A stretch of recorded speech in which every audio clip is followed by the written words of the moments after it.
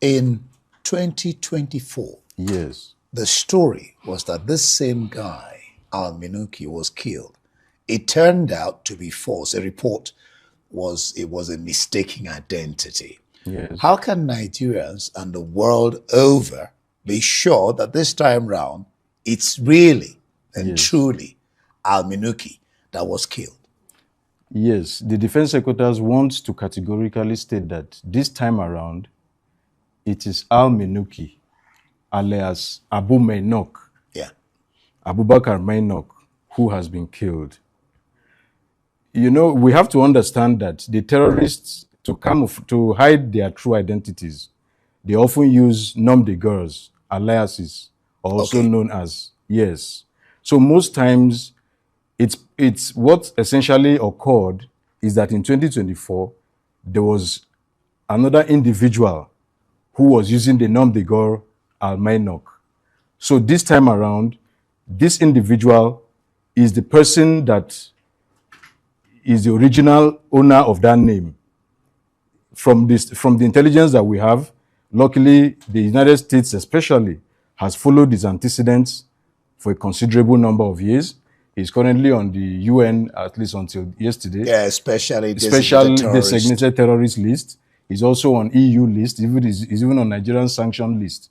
So this particular individual is somebody that the authorities have put out all measures to ensure that he's caught. Luckily, based on our intelligence estimates for the past few months, we're able to identify his precise location, and then the military took the necessary action to neutralize him. Now, it is time we ask some questions that are very important, because I personally know that nobody is above mistake. What I mean is that no matter how good you are, no matter how professional you are, there are sometimes you just make mistakes unintentionally. But I want to ask some questions. There is this Boko Haram leader called Abubakar Shekau. Abubakar Shekau died up to 5 times. Today they told us that Abubakar Shekau was killed.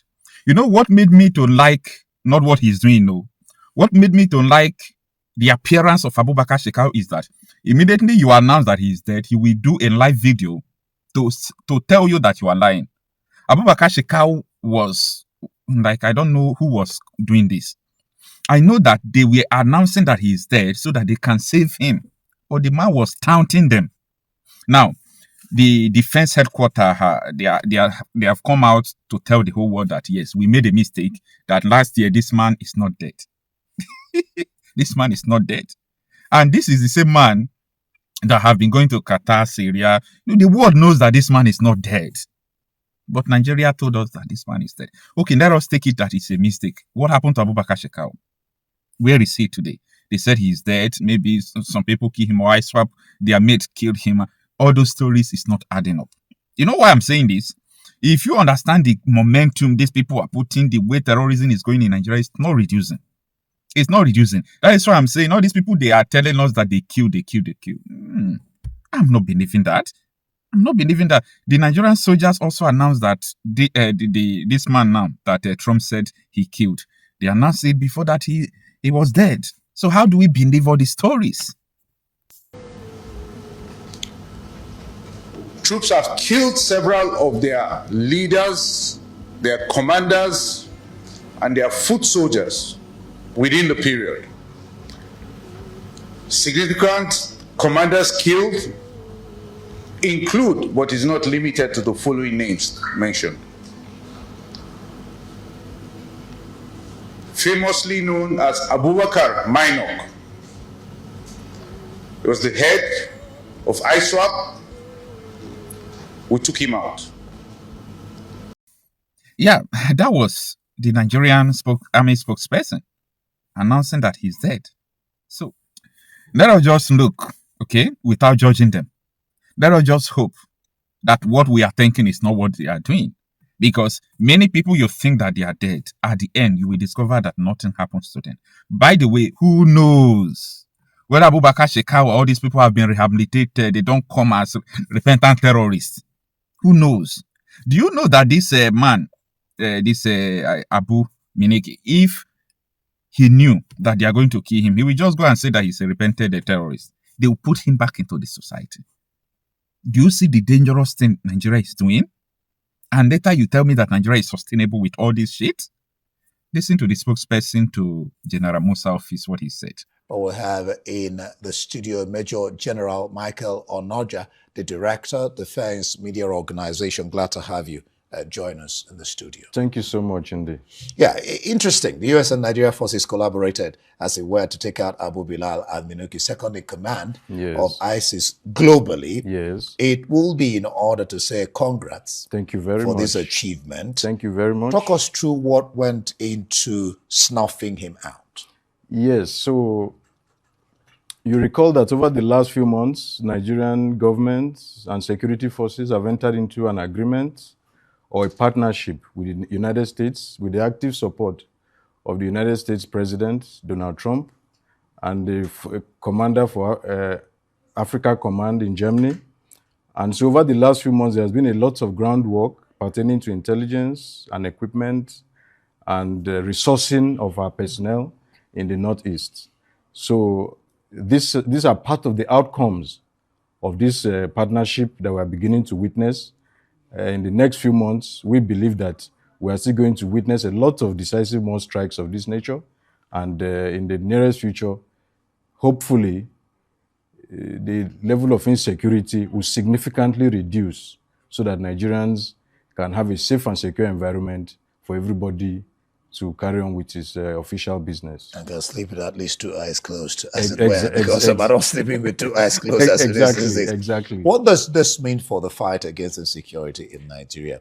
The pressure, the president praised the mission as a significant, I mean, these were his words, significant example of effective collaboration between Nigeria and the U.S. So what does this mean for insecurity in Nigeria going forward? Yes, as the Defense Headquarters has always said, we welcome the collaboration with the Americans. As the president said, this is quite significant. And we believe that America, with their experience in counterterrorism, if they give us some of that, if they provide some of their experiences to us, we are going to do a lot more in this concerning the issues of insecurity. And that's what you can see in this regard now. Thank you. All right. In 2024, yes, the story was that this same guy, al-Minuki, was killed. It turned out to be false. A report was it was a mistaken identity. Yes. How can Nigerians and the world over be sure that this time round it's really and truly al-Minuki that was killed? Yes, the Defense Headquarters wants to categorically state that this time around, it is al-Minuki, alias Abu Mainok, Abubakar Mainok, who has been killed.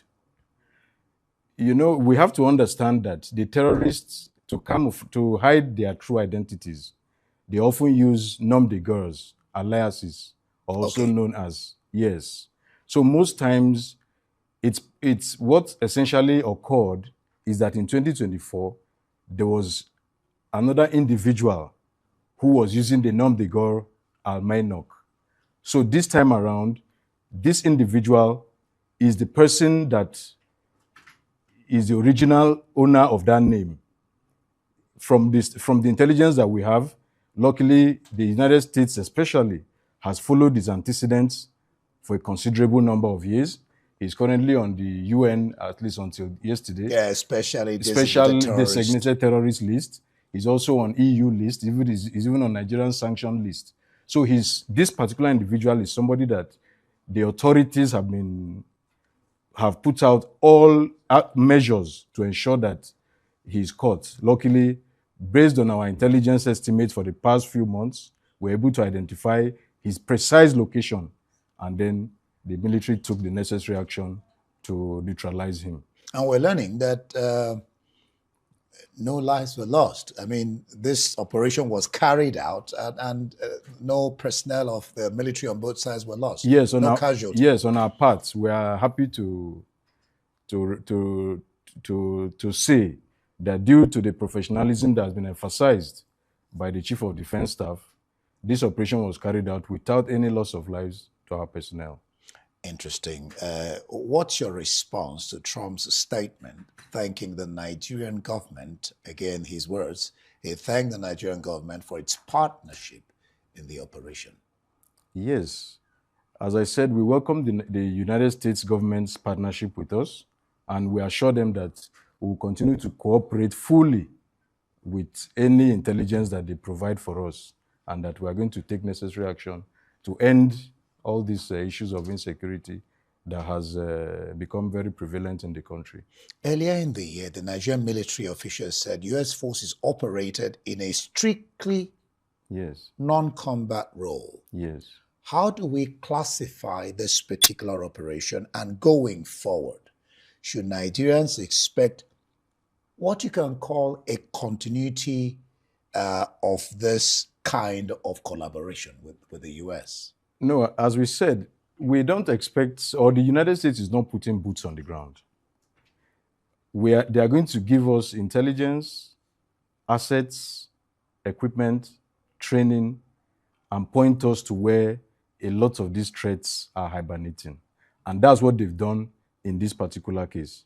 Going forward, we are going to continue to expand that cooperation, and we are assuring Nigerians that everything will be done based on America's intelligence that is provided to us to ensure that all these problems are nipped in the bud as soon as possible, and so that people can go about their normal lives. So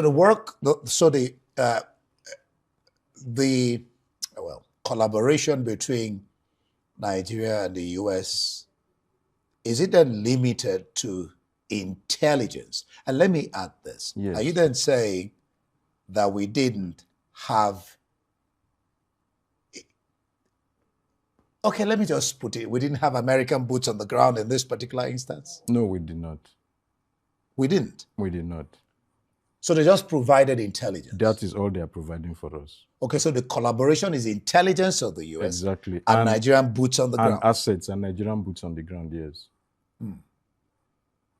Okay, this is quite interesting because, I mean, many people would want to know whether the Americans came into Nigeria. We'll talk about security and, you know, so it was just intelligence. It was just intelligence, assets, and other force enablers that they provide for us. Like? Satellites, photos, ISR, intelligence, surveillance, and reconnaissance assets. Yeah. All right. There are still, I mean, this is one out of many. Yes. Interesting, like I've congratulated. But there are terrorist kingpins still roaming, causing havoc in Nigeria. One very big example is people like Bello Turuji. Yes. What is the assurance that these persons will be caught? I mean, because these are the kingpins. These are the arrowheads. Yes. Yes. What efforts have been made? Yes, we are fully aware of the activities of Bello Turji. And I can tell you categorically that the relevant military units have been taxed and they are all out looking for him. And as I said in my last briefing, it's just a matter of time. And that time we are appealing for Nigerians to just be patient with us and that we assure you that we are going to get him. He's not in doubt. He can't hide forever. Yeah, but time is of the essence. Yeah, but we are also on top of the game. Yes, we are in hot pursuit of him. And very soon, just like what happened yesterday, you will hear reports that he's down. In a month's time, in 2 months' time? No, I can't give a timeline. But just know that there are concerted efforts to ensure that he's nabbed, either dead or alive.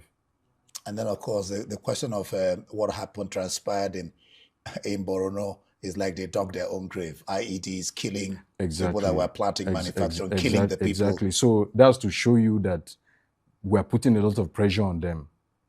Yes. Before they had time to do all this, but now they are even detonating bombs on themselves because they are hiding away from us. You know. What are the issue of these kidnappings? Yes. And then the question of, I don't know, the question of ransoms, which invariably it's like giving the power to get more equipment. What's the military and the government and the security agencies doing to stop the spate of kidnappings, stopping people from that region from even going to farm to do their normal activities and all that? Yes. The military has several operations to counter the spate of insecurity in the Northwest, Northeast, and North Central. Part of the mandates of these operations are to reduce issues of kidnapping. And as much as possible, we believe that we are doing a lot of work in that regard. However, there are also some challenges. You mentioned it earlier that the issues of payment of ransom also encourages them to Acquire, yes, yeah, exactly, to continue to reinforce their strength. So now the issue is we need to get to a point where there needs to be trust in the security forces that once there's a kidnapping, we're going to do the needful. Because a lot of times people are also in a hurry to pay ransom, you see, and they do not report to the security forces, they quietly pay ransom. So we appeal to Nigerians also, if there's any incident of kidnapping, quietly or quickly report to the nearest security outpost. That way, we can get a track of what is happening and then swing into action and see. And I can assure you that we are going to make sure that any kidnapping incident will recover the people even without paying ransom. But we can also understand the fears of Nigerians. We understand that too, yeah. The fear for the lives or safety of their relations and wards. So they are quick to pay. So the thing is that we need to find a balance. We need to find a balance. So for any kidnapping incident, we expect to be informed as soon as possible so that we can now carry out our own routine activities and then begin to chase the kidnappers. But if you don't tell us on time, if it's not reported on time and the kidnappers are able to get away with it, it now makes it more difficult to get time lag. Because of the time lag, exactly. All right. Yeah. So that's our appeal to Nigerians. Yeah. All right. Well, one hopes indeed that we'll nip it in the bud. No kidnappings. So even when there are kidnappings, we'll get them back. But no kidnappings, no insecurity. Yes. Thank you so yes. much.